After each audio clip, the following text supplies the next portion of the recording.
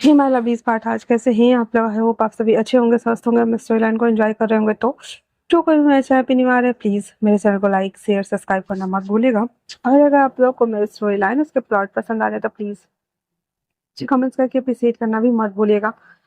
जैसा भी लगे आपको ज़रूर बताइएगा। देन चलिए हम स्टार्ट करते हैं इस फैन फिक्शन को, जहाँ हमने लास्ट पार्ट में देखा कि किस तरीके से जो रेनेन है उसकी ना पल्स बहुत धीमी हो गई थी। हालांकि वो खतरे से बाहर थी, पर डीप डेल्टा स्लीप में होने की वजह से ना वो बहुत ज़्यादा अनकॉन्शियस थी और घबरा भी रही थी। वांग जी क्रिस को संभाल रहा होता है क्योंकि क्रिस थोड़ा सा ज़्यादा परेशान हो गया होता है, और सीजन के गुंडे की वजह से उन लोगों को बॉडी को भी मतलब अपने अपने वार्ड से निकाल कर उन्हें दवाई वाले रूम में ले जाकर शिफ्ट करना पड़ा था, ताकि ना उन लोगों के पकड़ में ना आए। तो ये सारी बातें वांग जी के दिमाग में चल रही होती है, और जो क्रिस था ना वो बहुत ज़्यादा परेशान था। वो भी हम कह सकते हैं कि रेडन के लिए। वहीं दूसरी तरफ विंग, जिसने उस चाकू वाले को रोका था तो उसे हल्का सा कट लग गया था, पर फिलहाल से उसे अपने कट से ज़्यादा सनाया की प्रॉब्लम थी, क्योंकि कैल्विन को ना फिर से स्टॉक आ गया था बॉडी को अचानक से मूव करने की वजह से। डॉक्टर उसे चेक कर रहे होते हैं। सनाया रोते हुए कहती है, सर हम यहाँ से नहीं जा सकते हैं क्या? यहाँ क्यों रहना है जब सब कुछ इतना हो रहा है? तो आपको नहीं लगता कि हमें यहाँ से चलना चाहिए सर? प्लीज सर, प्लीज, मुझे नहीं रहना है यहाँ पे। आपको समझ में नहीं आ रहा है कैल्विन की कैसी हालत हो गई है। Please sir. विंग कहता है, देखो सिनाया, परेशान होना बंद करो, ठीक है ना? कैल्विन को कुछ नहीं हुआ है, कैल्विन ठीक है। सिनाया चिल्लाती कहती है, कैल्विन ठीक है, कैल्विन ठीक है। मैंने सुन सुन के थक गई हूँ। कैल्विन 3 दिन से बेड पे पड़ा हुआ है। उसने मुझसे आज जैसे बात तक नहीं की है, उसने मुझे देखा तक नहीं है। मैं कैसे पागल की तरह लग रही हूँ, उसने मुझे कुछ कहा भी नहीं है। विंग ना सिनाया को गले लगा लेता है और कहता है, शांत हो जाओ सिनाया, शांत हो जाओ। ये मुश्किल वक्त है पर ठीक जरूर हो जाएगा, ओके ना? शांत हो जाओ। तुम्हें रोना है ना, तुम्हें जो बोलना है बोलो, मैं सुन रहा हूँ। इतना बोलकर विंग ने सनाया को रखे हुए था पकड़ के। सनाया गुस्से गुस्से में ना सब कुछ बोली जा रही थी।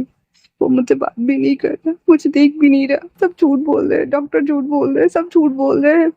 वो एकदम बौखला गई हुई थी कैल्विन को देखने के लिए। विंग को भी ये सिचुएशन समझ में आ रही थी कि जब आप किसी से प्यार करते हो, आप उसे खोने से बहुत डरते हो, आप उसे नहीं खो सकते। कुछ भी हो जाए आप उसे नहीं खो सकते हो, दैट्स वाई। वो समझ पा रहा था इस बात को। हमारी दूसरी तरफ जो वांग जी था ना, वो क्रिस को संभाल रहा होता है। थोड़ी देर बाद सब स्टेबल लग रहे होते हैं। वांग जी क्रिस को ना वहां पे कहता है लेट जाने के लिए, क्योंकि वो बाहर बैठ के दोनों रूम की निगरानी कर लेगा। फिर वो डोर को थोड़ा ओपन करने के साथ ही अंदर आता है, ताकि वो बाहर से भी देख सके सब कुछ। और विंग के पास आते हुए कहता, सनाया ठीक है?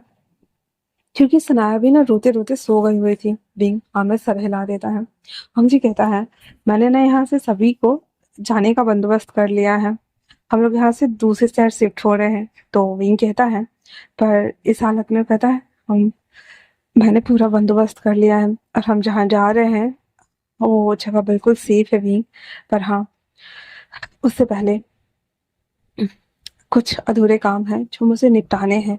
तो तुम सनाया और बेबी को ध्यान रखो, और क्रिस है, ठीक है ना? मैं आऊँ? तो कहता है, ठीक है। इतना बोल कर वांग जी वहां से जा रहा था। हालांकि वांग जी जा तो रहा था, पर वांग जी को डर लग रहा था क्योंकि क्रिस सोया हुआ था। विंग अब बाहर पूरा निगरानी करने वाला था, और 3-4 और बॉडीगार्ड वांग जी ने हायर करवा दिए हुए थे, पर फिर भी वो कम कम ही लग रहे थे। पर वांग जी को भी फिलहाल से बहुत ज्यादा काम था, दैट्स वाई, इसलिए वो वहां से निकल जाता है। वो कॉल करता है तो उसे पता चलता है कार्लोस से कि सीजन सर ना घर गए हुए हैं। वांग जी डायरेक्ट घर के लिए निकल जाता है। ओल्ड वांग वेंसर, वो लैन वेंसर, वो जब वहां आता है ना तो सीजन और मीगा ना लड़ रहे होते हैं। वांग जी आते हुए कहता है, क्या मेलो ड्रामा है, ना काका? उसकी बात सुनते ही सीजन कहता है, तुम यहाँ क्या कर रहे हो? वांग जी कहता है, काका, आखिरकार आपने दिखा ही दिया कि आप मेरे भाई हैं ही नहीं, है ना? इतना सुना हुआ ही था। तो सीजन कहता, देखो, ऐसा तुम जो सोच रहे हो ऐसा कुछ नहीं है, ठीक है ना?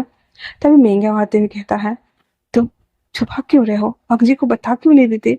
ये मैंने किया है, हाँ मैंने किया है, क्योंकि मैं तुमसे और उससे नफरत करता हूँ। तुम तुम दोनों बहुत बुरे हो। तुम्हारी हिम्मत कैसे हुई मुझे बांझ बोलने की? हाँ, तुम्हारी हिम्मत कैसे हुई? तुम बहुत बुरे हो वांग जी। और मैंने ही उन लोगों को बताया और उन लोगों ने अपने गुंडे भेजे। तुम यहाँ हो। इतना बोलकर जैसे ही फोन करने वाला होता है कि सीजन फोन लेकर फेंक देता है और मेंगा को एक थप्पड़ लगाता है और कहता है ये क्या पागलपन है। मेंगा कहता है ये मुझे कैसे भूल सकता है? हाँ। वांग जी कहता है मैं किसी को बताना तो नहीं चाहता था, लेकिन काका आई थिंक से वो इसे डिवोर्स देकर दूसरी शादी कर लेनी चाहिए, क्योंकि ये कभी माँ बन ही नहीं सकते। आपको भी पता है ना, जब अंकल जब अंकल बेहोश हुए थे और काका जब इनके लिए लेकर आए हुए थे तो अंकल ने पैनिक होते हुए इसको धक्का दे दिया था। और जब ये धक्का दिया था तो ग्लास इनकी टमी में ऐसे ना चुभ गया था। और ऑपरेशन के दौरान इनका एक साइड का अंडकोश जो होता है, जैसे दोनों तरफ रहता है ना, तो वो कट गया था, जिससे कि एक साइड जो क्रोमोसोम ना बन ही नहीं पा रहे थे। तो डॉक्टर का कहना था कि अगर ये बच्चा लेंगे तो एक तो अपने हस्बैंड का होगा, पर इसमें ना इसका बीज ना और मिलाना पड़ेगा, फिर जाकर ये कंसीव कर पाएंगे। तो मिंगा ने कभी बताया ही नहीं था सीजन को। तो वो सारा बात ना वांग जी बता देता है। सीजन के पैरों तले जमीन खिसक गई थी। कहती है याओ, तो तुमने बताया क्यों नहीं? मिंगा कहता है सीजन इसकी बात मत सुनो, ये झूठ बोल रहा है। मैं बिल्कुल ठीक हूँ, मैं बिल्कुल ठीक हूँ, तुम्हें पता है ना। सीजन कहते हैं ये सब क्या है? हाँ, मुझे खुद समझ नहीं आ रहा है। अंकल बीमार है तो तुमने वांगजी को उसे मरवाने के लिए गुंडे भेज दिए, और अभी ये सब। वांगजी उसके पास आता है और कहता है आखिरकार आपने उन्हें फोन क्यों किया? हाँ, महंगा चिल्लाते ही कहता क्योंकि मैं तुमसे नफरत करता हूँ, बहुत ज्यादा नफरत करता हूँ। मैं विंग से नफरत करता हूँ क्योंकि उसके पास उसका बच्चा है और मेरे पास नहीं है। वो तुम तुम मैं तुम दोनों से नफरत करता हूँ। मेरी शादी को 12 से 13 साल हो चुके हैं और अब तक मैं बच्चा भी नहीं दे पाया। मुझे जलन होती है जब भी मैं तुम्हारे उमैया के बारे में सुनता हूँ।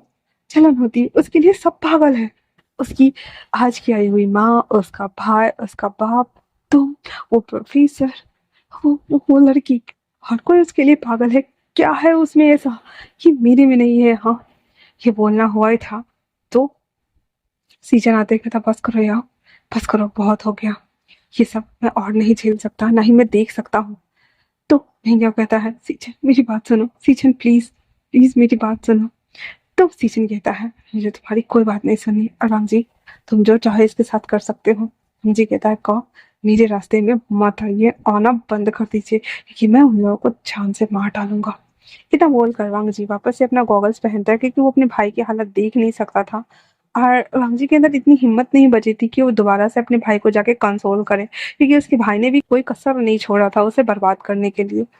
दैट्स व्हाई वांग जी अपने अनमने आंसू को अपने आंखों में ही दबाए हुए वहां से निकल जाता है। उसके जाते ही सीजन मेवा को घूर कर देखते हैं, देन कहते हैं ओ क्या तुम्हारा पेट तो भर गया होगा, तुम्हें तो शांति मिल गई होगी ना। इतना बोलकर जब वो जाने लगता है तो जैसे होता है ना सोफा से क्रॉस करके निकलते हैं, तो मींजा उसके पीछे आकर के उसे रोकने की कोशिश करता है, पर सीचन उसे गुस्से में धक्का दे देते, जिससे कि वो सीधे ग्लास टेबल के ऊपर गिरता है। और ग्लास टेबल ना बहुत पतला होता है ना, तो गिरने की वजह से टूट जाता है। तो जो ग्लास टेबल था ना, वो वापस से उसके टमी में ना एक तरफ से हल गया था। इसके बाद वो कहता है सीचन, सीचन देखते हुए उसे कहता सी ये क्या हुआ? या या कहता है मैं मैं बच्चा। सीचन कहता चुप हो जाओ यार, चुप हो जाओ, मैंने कहा चुप हो जाओ। तो भीगा कहता है बच्चा दे दे चा, चा, चाहता था, पर मैं मैं वो नहीं नहीं। और इतना बोलने के साथ ही महंगे और बेहोश, उसके टमी से इतना छर करके ब्लड जा रहा था।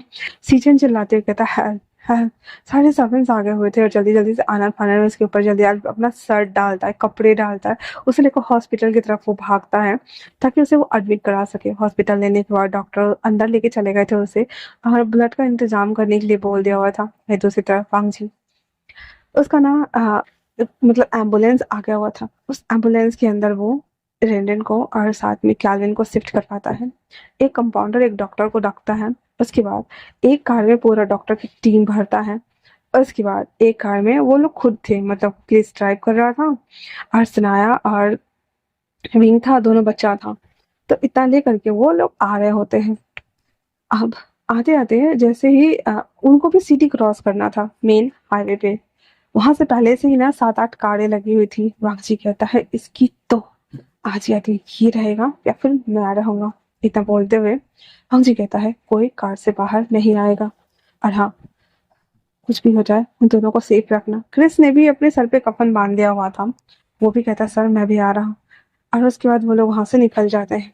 निकलने के साथ तो दोनों के पास गन था और आकर खड़े हो जाते हैं। सामने मैडम यू और जियांग चिंग खड़ा था। मैडम यू बीच में आती हुई कहती है मिस्टर लैन, मेरा बेटा मुझे लौटा दीजिए, बाकी मैं सबको जाने दूंगी, और मुझे उस माफिया से भी कोई मतलब नहीं है।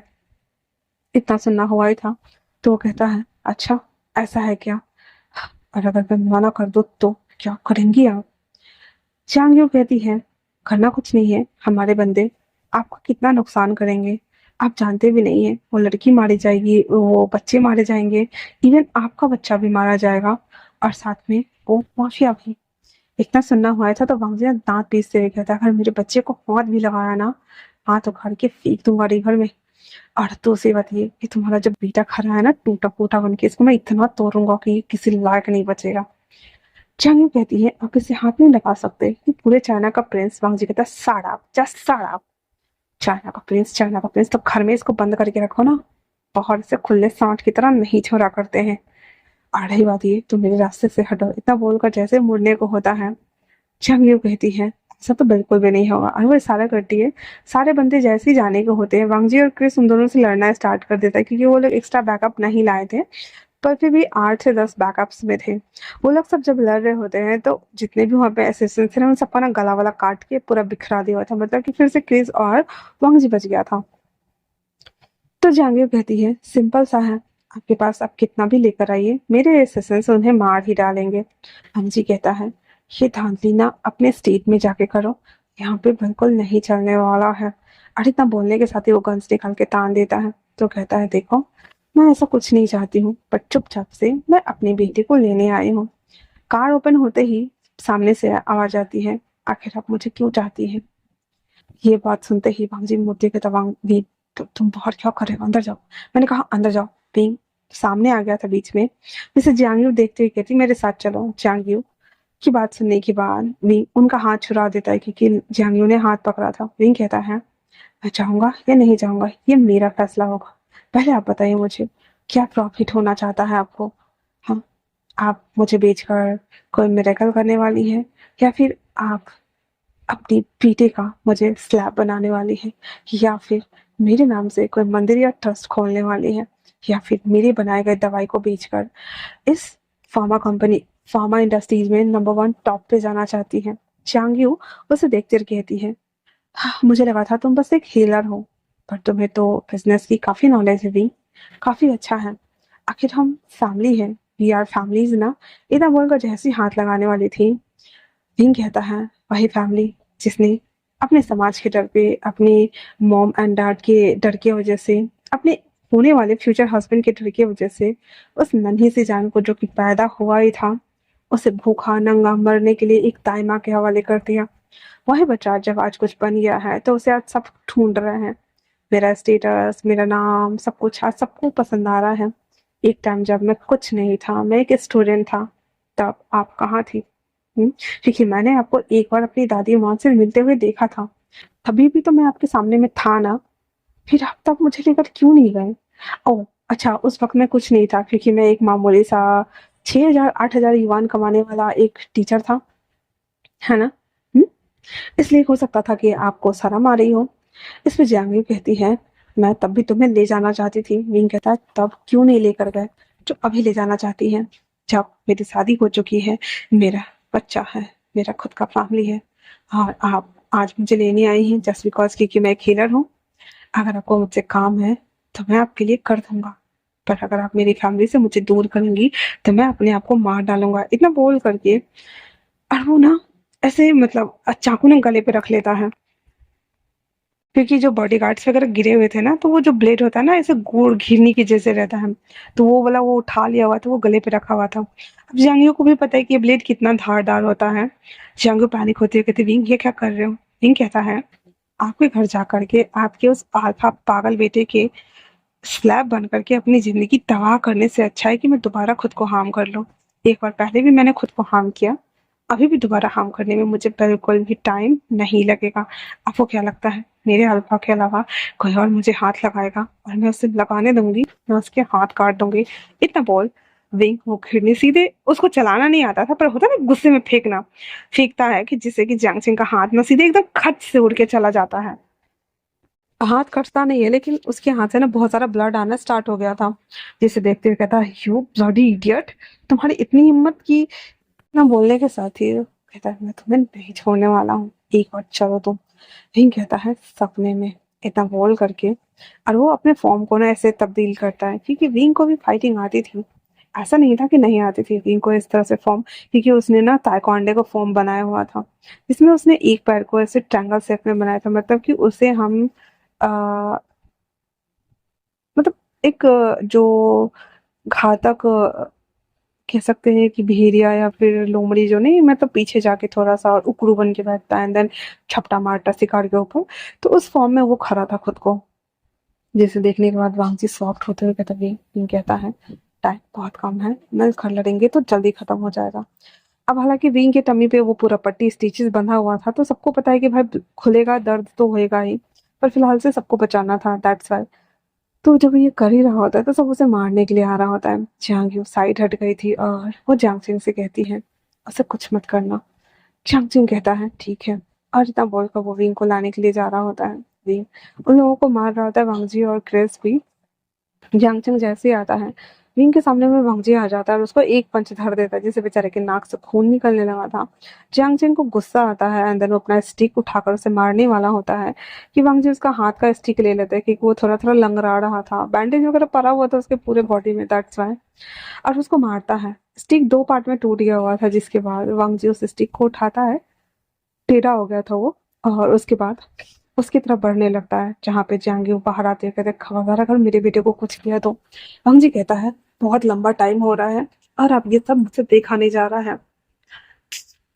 जियांग जो ना गन्स निकाली हुई थी एंड देन वो उसकी तरफ बढ़ते हुए कहती है अगर तुमने चलाया तो मुझसे बुरा कोई नहीं होगा। वांग जी कहता है ठीक है, मैं भी देखना चाहता हूँ कि कितना बुरा हो सकता है, क्योंकि इस बुरा से ज्यादा बुरा तो कुछ हो ही नहीं सकता है। इतना बोलने के साथ ही वो धीरे धीरे जियांग को मारने के लिए बढ़ रहा था, जहाँ पे जियांग ना नीचे जमीन पे लेटा हुआ था। वांगजी उसके खोपड़ी की तरफ जैसे ही चलाने वाला होता है कि जियांग वो एक बुलेट चला देती है और वो वांगजी को लगता है। वांगजी कहता है इसकी तो ऐसी की तैसी, और इतना बोल करके और जियांग ना कार के पास खड़ी थी। वो गोली लगने के साथ ही पहले तो अपने आप को बचाता है, क्रिस और ये दोनों उसके पास भागते हैं, लेकिन वांगजी कहता है लड़ाई करो, मैं ठीक हूँ, और अपने शोल्डर को पकड़ते हुए कहता है थैंक गॉड कि गोली छू के निकल गए। और वो कहता है इसकी तो, फिर वो सीधे जो उसके हाथ में था ना, जो जियांग सिंह का था, तो वो लेता है स्टिक, जिससे कि वो सीधे उसके खोपड़ी के ऊपर ना सीधे खोपड़ी खोल देता है उसका, मतलब कि मारता नहीं है जान से, लेकिन इतना कस के मारता है कि उसकी पूरी बॉडी अब पैरालाइज्ड हो सकती है या फिर नसें वगैरह फटने की वजह से कुछ भी हो सकता है। एंड देन जैसे उसको मारता है जांग्यू एक बुलेट्स और चला देती है। हर विंग जब भागता है उसके पास, क्योंकि ऑलमोस्ट ना हार्ट के ऊपर गोली लगी थी, हार्ट के पास नहीं लगी थी, चूक गया था निशाना पर गोली लग चुकी थी, वांग धराम से नीचे बैठ गया था। जांग्यू जब ये देखती है तो उसके गन्स हाथ से नीचे गिर गए थे और वो सॉफ्ट हो गई थी, हालांकि वो मारना तो नहीं चाहती थी लेकिन गिर गए थे। तभी पीछे से एक बुलेट ना उस कार के सीधे ऐसे टैंक के पास जाके लगता है, देन वो कार सीधे हवा में फ्लाई करता है। जब वो फ्लाई करता है तो सब लोग ने ऐसे अपने कान बंद करके नीचे ऐसे कर लेते, वो वापस से टेढ़ा टेढ़ा होके पटका गया हुआ था, एंड देन उस कार में आग लग गया हुआ था। जैसे ही आग लग जाता है वैसे ही, क्योंकि अब ऊपर से पटकाया था ये सब कुछ हुआ था, वो जब पीछे देखती है और आगे अपने बेटे के पास आने वाली होती है, उसके पास आकर के उसे गोद में उठाते कहते उठो उठो झांसे उठो उठो, ये क्या किया तुमने बेवकूफ लड़का, क्या किया तुमने। वहीं कहता है अच्छा किया, जो भी किया है बहुत अच्छा किया है, इसे कोई हक नहीं है मेरी लाइफ तबाह करने की। मैं तो दुआ करूंगा कि ये मर जाए और इसे इसे मर जाना चाहिए, लेकिन मैं एक इंसान होने के नाते ये भी दुआ करूंगी कि उसका बेटा उससे कभी अलग ना हो। इतना बोल कर वो वांगजी को उठाता है, वांगजी जो कि बेहोश हो रहा होता है। तभी वो जब पीछे पलट कर देखता है तो वहां पे कैल्विन खड़ा था, जिसे देखते ही सनाया चिल्ला रही थी कैल्विन कैल्विन पर। कैल्विन के पीछे दो कंपाउंडर और नर्स जो थे वो खड़े थे, उसको पकड़े हुए थे। फिर वांगजी उसके पास आते कहता अंदर अंदर चलिए। तो कहता है आपको बैंडेज करानी चाहिए, चलिए अंदर। गोली निकालते हैं इतना बोलकर वो लोग उसमें बैठ जाते हैं। और वहीं दूसरी तरफ विंग, मतलब इन लोगों को जब चढ़ा देता है तो देखता है कि जो जियांग यू है ना, वो ना वैसे गन लेके आ रही थी मारने के लिए। विंग सामने जाकर सीधे उस गन को सामने खड़ा होते कहता है ये क्या कर रही है आप, हाँ वापस से मेरी फैमिली को नुकसान पहुंचाना बंद कीजिए, ये बहुत हो गया। इतना बोलकर जियांग यू से जो गन था ना उसे लेकर अपने माथे पे लगा देती कहती फिर चलाइए, मार डालिए मुझे, ना मैं रहूंगा ना मेरे लिए लड़ाइयाँ होगी, क्योंकि मैं थक गया हूँ चीजें बनते बनते। मैं इंसान हूँ और मैं अपनी फैमिली के साथ खुश रहना चाहता हूँ। मैंने कभी किसी का बुरा नहीं किया, पर लोगों को मुझसे प्रॉब्लम होती है, मैं कुछ नहीं कर सकता, ये उनकी प्रॉब्लम है ना कि मेरी। और ना बोल करके वो अपनी आंखें बंद किए हुए था। तो आज के लिए इतना ही। कैसा लगा आप लोगों को ये कमेंट्स करके जरूर बताना। तो मिलते हैं नए पार्ट में, तब तक के लिए थैंक्स फॉर वॉचिंग।